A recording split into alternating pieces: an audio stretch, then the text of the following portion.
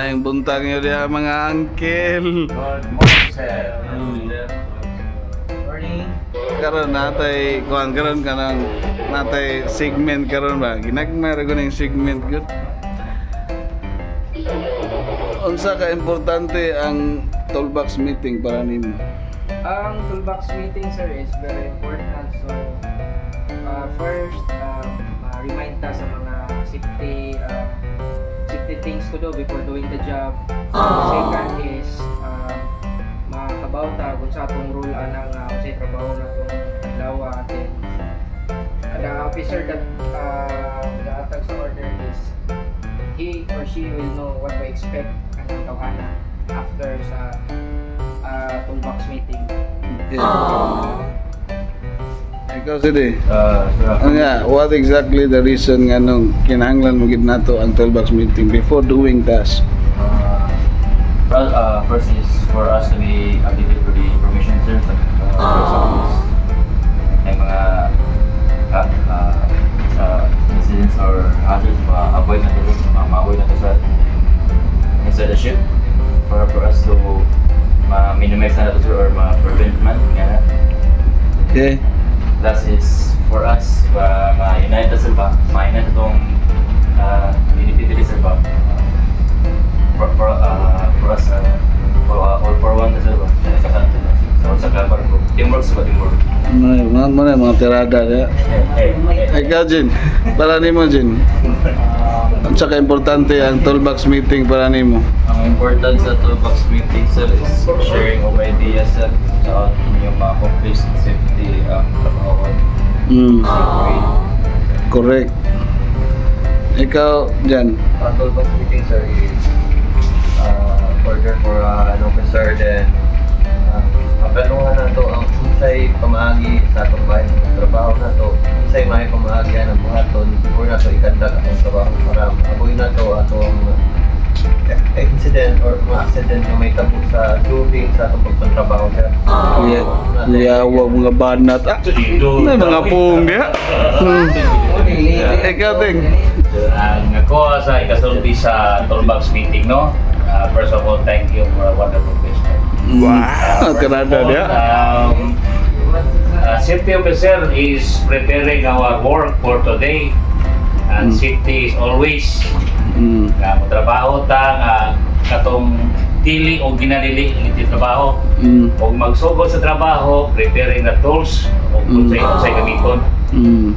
Correct. Very good kaya napita Ting.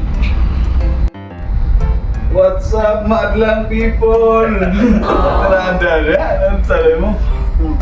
Dito, sakto to ang mga ipangingon ninyo.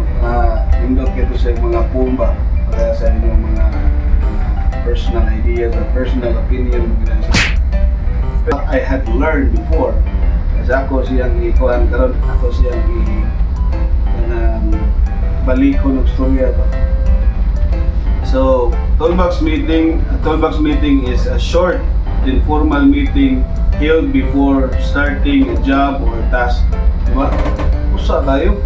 Mutay tubag ni isa to, ni Kuan, nya what need to be done and what materials are needed for any potential hazard. Ito to. Katong any materials needed, di ba? Kang maestro.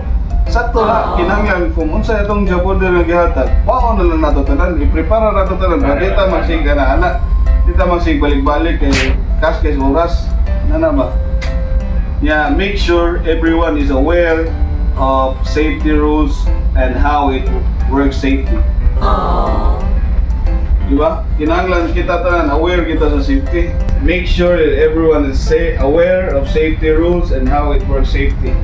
And who will do and what is and who is responsible. Nanglan aware ko ta nga for example kung enter ta o kining enclosed spaces, kinahanglan naagyoy enclosed permit. Okay, para kinahanglan pa man nimo i-ventilate dito, di ta diretso nga mo musud, di ba? Kaya para maiwas na tong mga disgrasya. Then, ang usa sa pinaka-importante aning toolbox meeting is this is also the time for everyone to ask question or to clarify the any instructions. So, importante jud kayo kay kung naday mga job order nga kuan kanang di mauba. So, pwede ta mo interact or pwede ta mo nato kung tanong unsa gi saktong klaseng sistema ang atong buhaton, di ba? Atong i-conduct. Then here are something to consider when running toolbox meeting.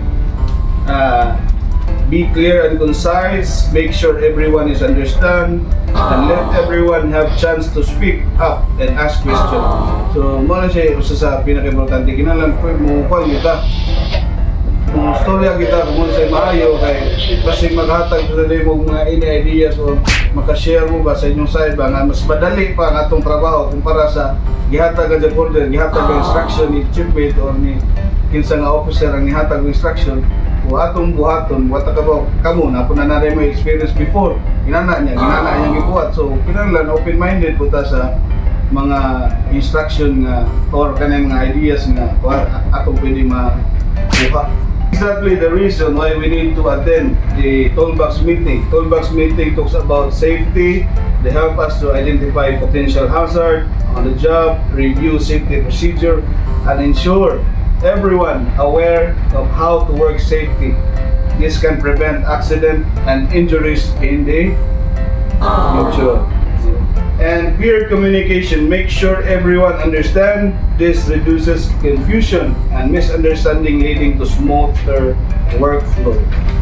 Diba? Sama sa giingon, isa tayo gingon ito nga kinanglan makasabot kita sa instruction nga gihatag nato kay para ang ato ang kuan trabaho smooth. If there are any concern or potential issues, the toolbox meeting is a good time to bring them up and discuss solutions. It helps prevent problem later on. In short, toolbox meeting are valuable tools sa pagkuhan kaning for promoting safety and clear communication and also for the successful of work environment. So mo na siya short for conclusion about sa kaning toolbox meeting. So risk and hazard, diba? Risk is the possibility of something bad, and the hazard is the actual source of the risk. So, nakang barko, nakaginapermente ang mga butanga, but honestly, we cannot eliminate the risk, but definitely we can minimize the hazard. So, pinagi ang mga butanga, kanabit ang NERMIS report. So, if you have encountered NERMIS, you can directly inform master or chief mate para makaanday nato og action.